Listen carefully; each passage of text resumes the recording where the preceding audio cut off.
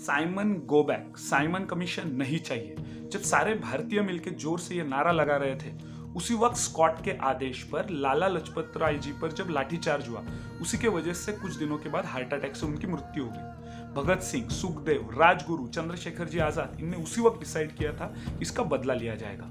Proper planning के साथ जब ये पुलिस स्टेशन पहुंचे तो इनका बैड लक, स्कॉट तो मिला नहीं, जॉन सॉन्डर्स और छनन सिंह की गोली मार के इन लोगों ने हत्या कर दी। उसके बाद केंद्रीय विधानसभा दिल्ली, यहाँ पर भगत सिंह और बटुकेश्वर जी ने बॉम्ब डालकर अपने आप को इनको पुलिस को सरेंडर किया।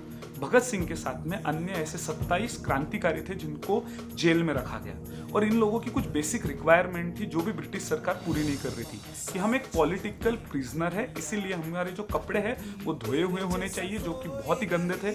खाना साफ और सादा होना चाहिए क्योंकि वहाँ पे कॉकरोच और चूहे बहुत ज़्यादा थे। तीसरा, हमको एक अखबार मिलना चाहिए, और चौथा, एक सिंपल सी डायरी और पेन मिलना चाहिए जिससे हम हमारे मन के विचार लिख सकें। लेकिन ऑब्वियसली बेसिक चीज़ें भी ब्रिटिश सरकार उनको देने के लिए रेडी नहीं था। इसके अगेंस्ट इन सब ने मिलकर हंगर स्ट्राइक शुरू की, और इसी हंगर स्ट्राइक में एक नाम आता है जो काफ़ी लोगों को नहीं पता है, वो है जतिन दास। जतिन दास जी ने 13 जुलाई 1927 को हंगर स्ट्राइक जब स्टार्ट की, और उसके बाद 13 सितंबर 1927, मतलब 63 दिन तक वो हंगर स्ट्राइक पे थे, और बिना कुछ खाने की वजह से उनकी मृत्यु हुई। इस दरमियान ये सारे क्रांतिकारी जब हंगर स्ट्राइक पे गए, पूरे देश में तहलका मच गया था कि सबकी नजर इन पे थी कि ये क्या चल रहा है। ये सारे न्यूज़पेपर, आजू बाजू वाले, they were continuously printing that they are leaders, our heroes are starving to death। और इसकी वजह से ब्रिटिश सरकार भी डर गए थे। ब्रिटिश सरकार ने बहुत फोर्स किया कि कुछ भी करके इनको कुछ खिलाया जाए। इनके पानी के जो भंडे हैं उसको बदल दिया, उसमें दूध डाला गया कि कम से कम ये कुछ तो खाएंगे। इनके कपड़े निकाल कर इनको बर्फ पे लादी पे लेटा कर, मार कर, जबरदस्ती फोर्स किया गया ये कुछ तो खाए, लेकिन उसके बाद भी इनने कुछ नहीं खाया।